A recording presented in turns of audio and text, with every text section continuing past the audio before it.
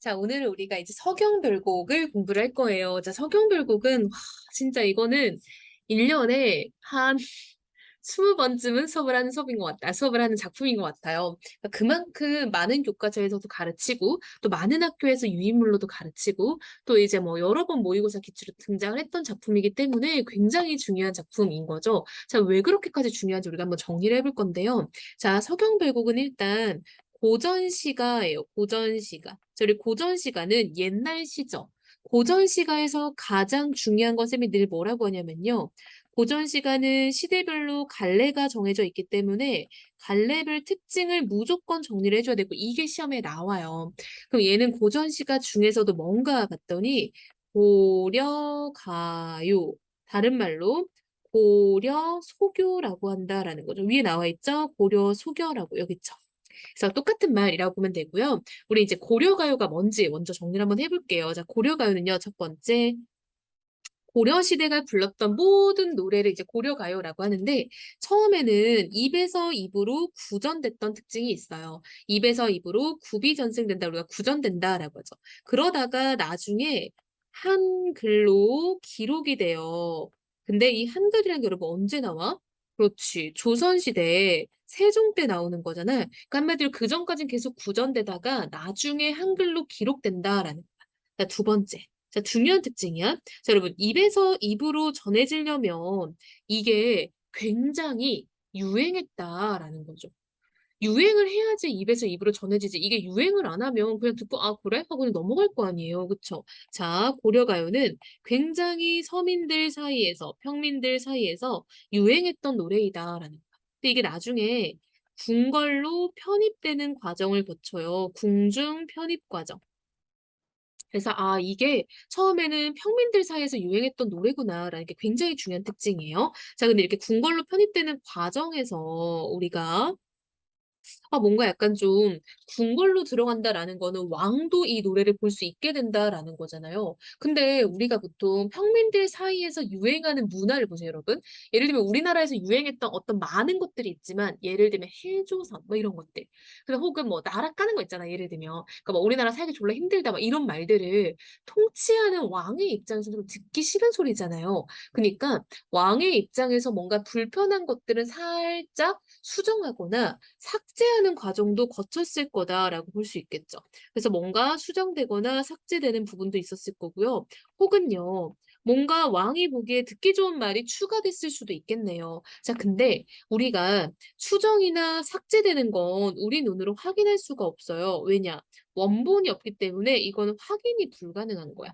자, 얘네는요, 우리 눈으로 확인할 수가 없어. 그냥 짐작만 하는 거야. 원래 더 이야기가 있었을 건데 아마 안 들어갔을 거다. 근데 추가된 건 확인할 수 있다라는 거야. 왜냐, 여러분 보세요. 추가된 거는 뭔가 원래 어떤 노래에 없던 말을 집어넣는 거잖아요. 아, 약간 통일성이 안 맞는, 뭔가 뜬금없는 문맥이 하나 들어있다는 거야. 그래서 추가된 거는 우리 눈으로 확인할 수 있겠다라는 거죠.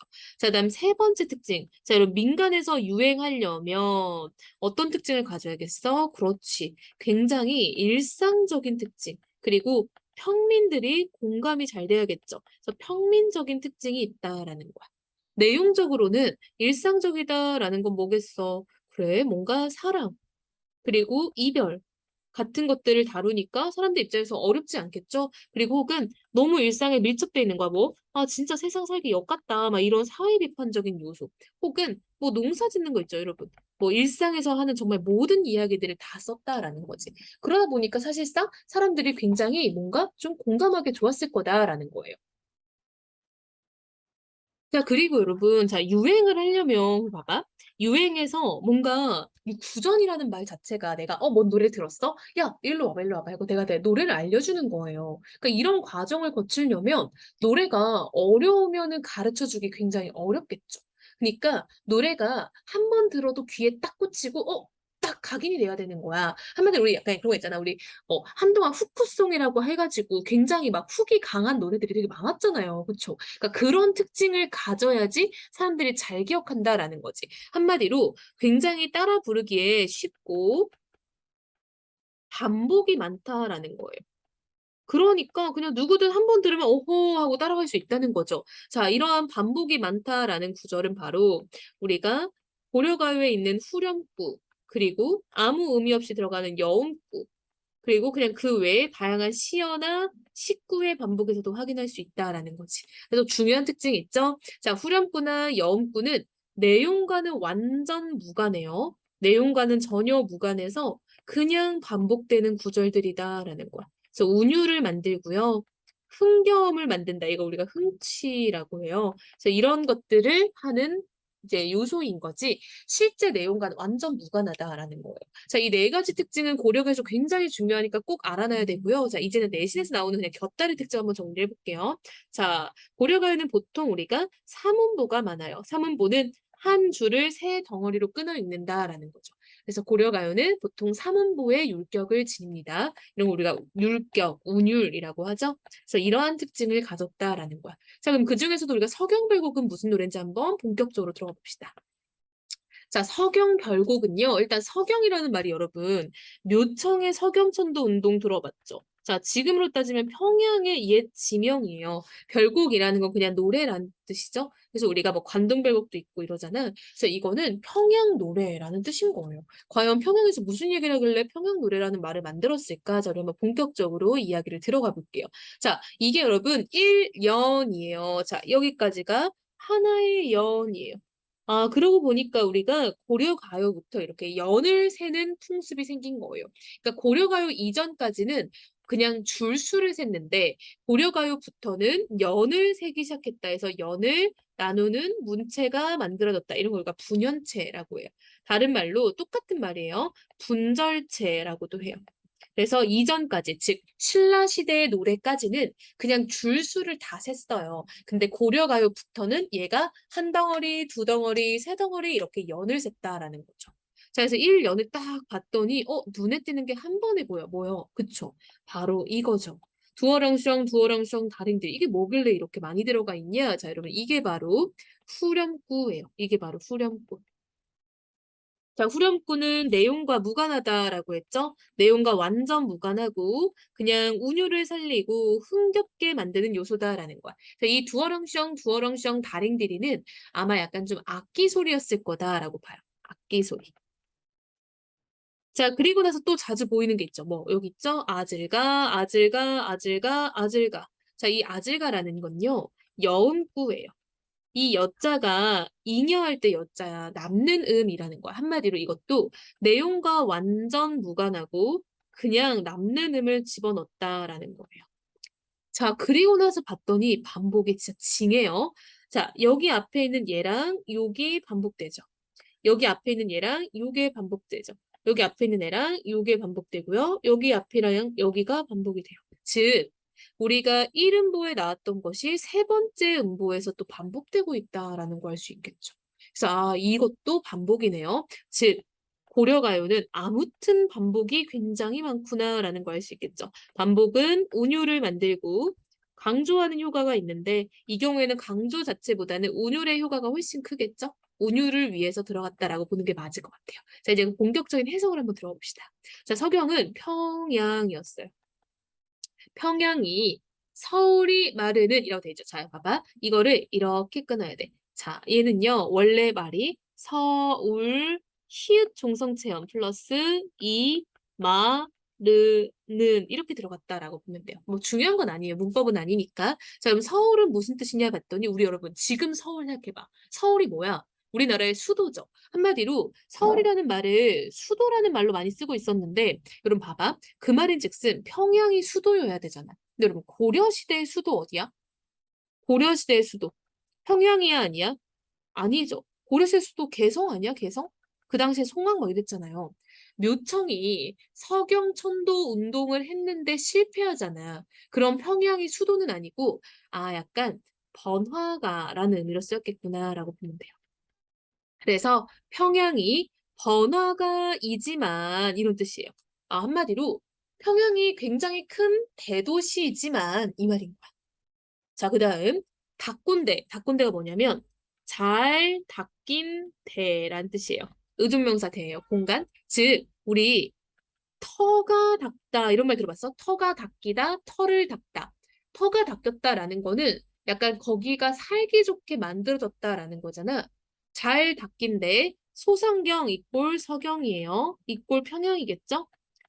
즉, 잘 닦인 터인 평양을 자, 고외말은이 무슨 뜻인가 봤더니 얘는 아마 오타일 거라고 봐요. 괴요말은의 오타일 거다라고 봐요. 여러분, 자, 괴요말은은 기본형이 괴다이죠. 자, 괴다는 사랑하다라는 뜻이죠. 한마디로 잘 닦인 터 평양을 사랑하지만은 이런 뜻이에요. 아, 그럼 봐봐. 여러분, 이 사람이 지금 두 줄 동안 하고 있는 얘기는 뭐냐면, 평양? 대도시야. 평양? 내가 좋아하는 곳이야. 라고 이렇게 얘기하는 거야. 도대체 이런 말을 왜 하나? 봤더니, 자, 세 번째 줄 보세요. 본격적으로 얘기가 나오고 있네. 여해물은 여자죠. 자, 여러분, 여해다가 현대어로 이별하다라는 뜻이에요. 자, 여해물론이라는 거는 이별하기보다는, 이런 말이에요. 이별하기보다는 질삼배. 자, 그럼 질삼배가 뭔가 봤더니 길쌈, 바느질이라는 뜻이에요. 바느질. 그리고 배. 우리 배틀 들어봤어?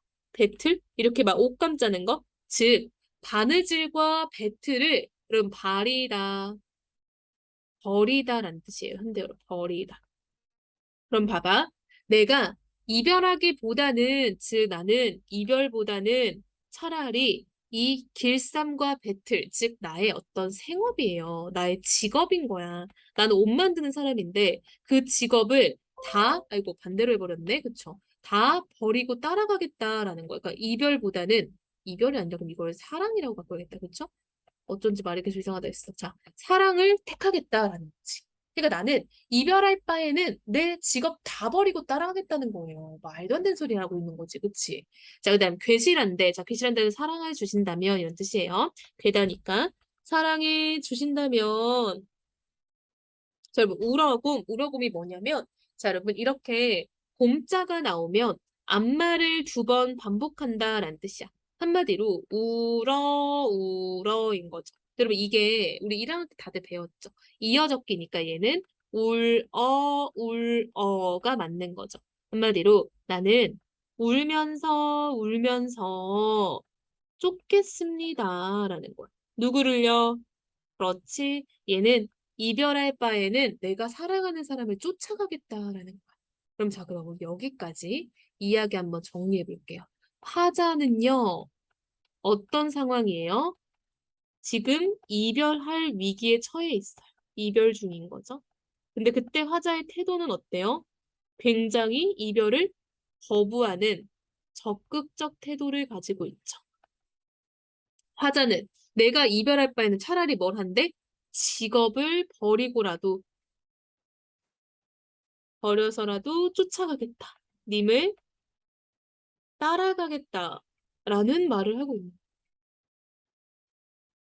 됐어요? 자, 1년은 이런 내용이네요. 자, 이제 2연 가봅시다. 자, 그럼 2연은요, 굉장히 중요한 구절이야. 자, 얘는요, 형광펜으로 전체 이렇게 박스 한번 쳐볼게요.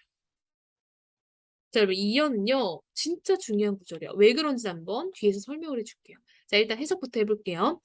구슬이 바위예요. 바위에 지다가 여러분 떨어지다 이런 말이에요.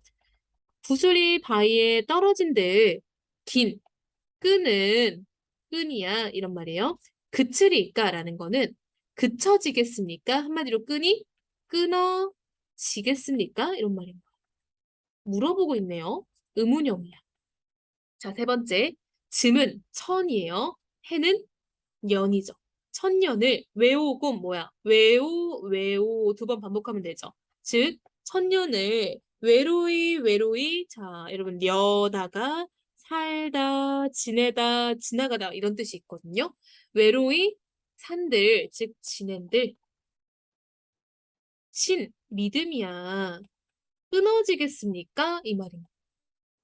그럼 봐봐. 이거 지금 의문형이지만 물어보는 거야, 물어보는 게 아니야?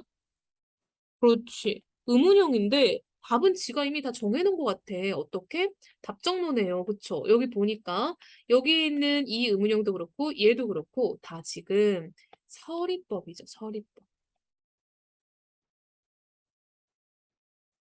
자, 서리법을 통해서 이미 답을 다 정해놨어. 즉, 안 끊어진다. 즉, 나는 구슬이 아무리 바위에 떨어져도 우리 사이에 인연의 끈은 안 끊어지고요.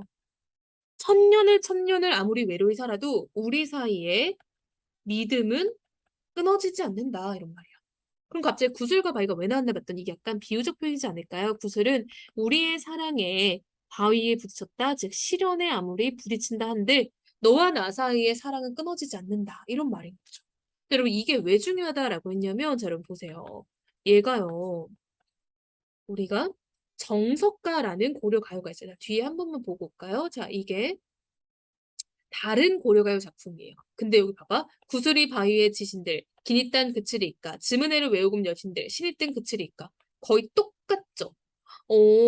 보니까 이게 왜 중요하나 했더니 정석가라는 다른 고려가요 작품이 있어요. 정석가의 유견과 동일하죠, 내용. 여러분 이런 여운구 빼면 똑같은 거야. 유견과 동일하다라는 거야. 그럼 봐봐 얘들아. 표절이야?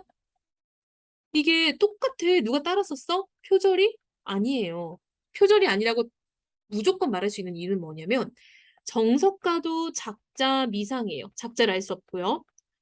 서경배곡도 작자 미상이에요. 그러니까 누가 썼는지 모르고 구전을 거듭한 이 작품을 누가 누구 걸 베꼈다라고 말할 수가 없다는 거예요. 그럼 표절이 아니면 얘를 뭐라고 설명해야 되나 봤더니 아 이게 고려시대에 유행하는 밈이었을 거다라는 거지. 온갖 사랑 노래에 붙는 밈, 즉 유행하는 구절이었을 것이다. 그러니까 여기저기 다 갖다 쓴 거예요. 이해됐어요? 한마디로 이렇게 정석가와 서경별곡에 똑같은 내용이 들어있는 건 유행하는 밈이 들어간 거고 그 말인즉슨 이런 유행하는 밈이 들어갈 수 있었던 이유는 구전되었기 때문이다라는 거지.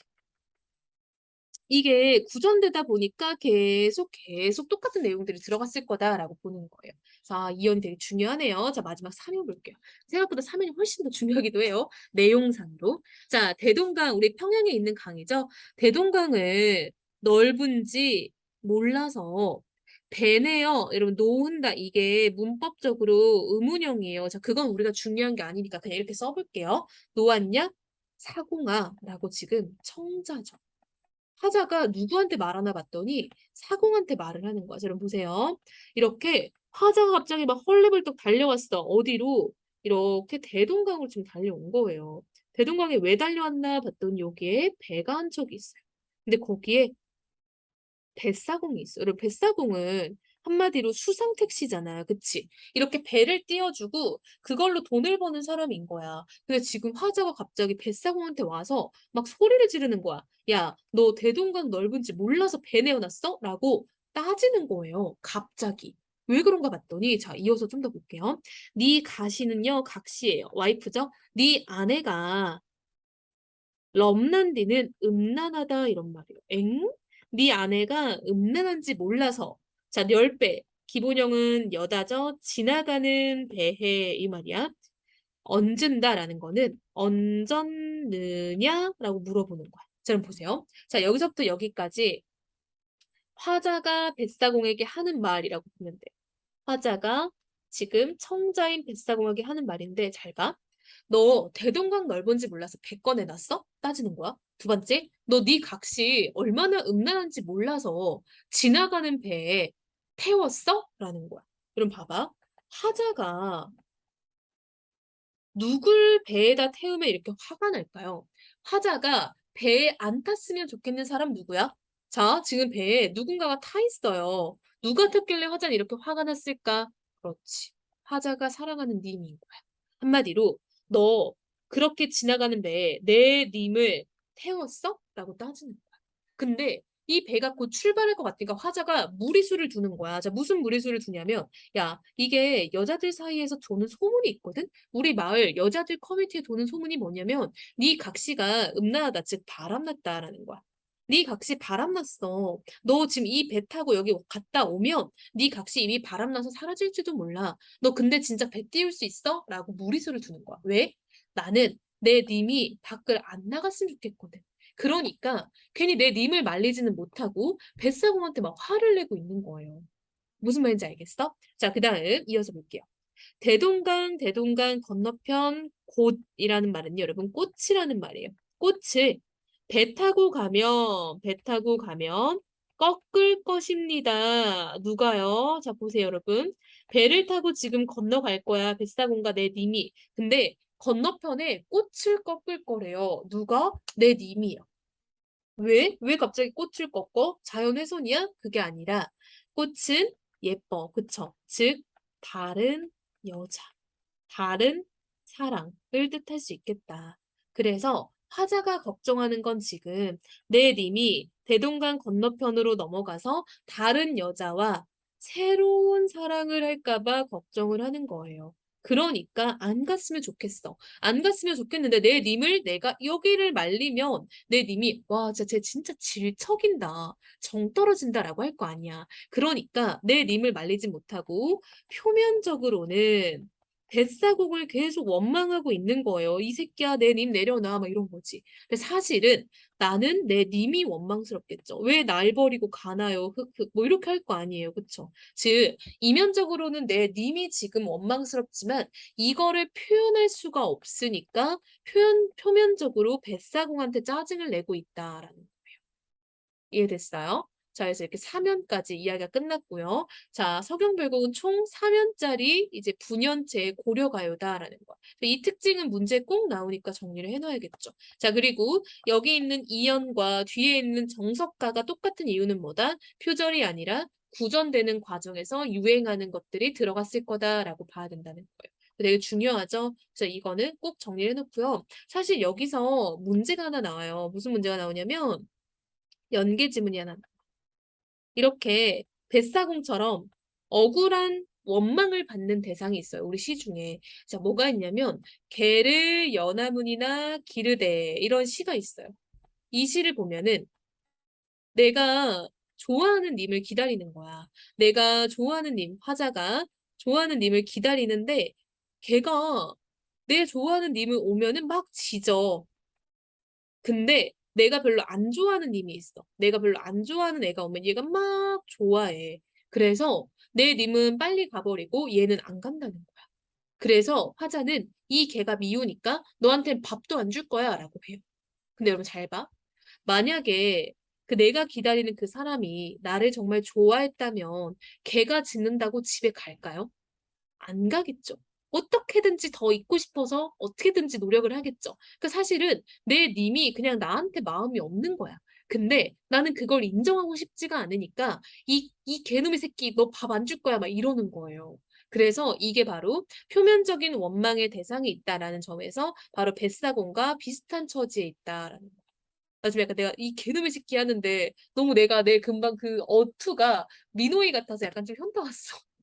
자, 아무튼 여러분, 일단 이게 좀 우리가 좀 흐름이 있고 내용이 좀 긴 시잖아요, 나름. 그러니까 다시 한번 처음부터 읽어보고 꼭 정리를 잘하고 학습 활동을 한번 채워봅시다.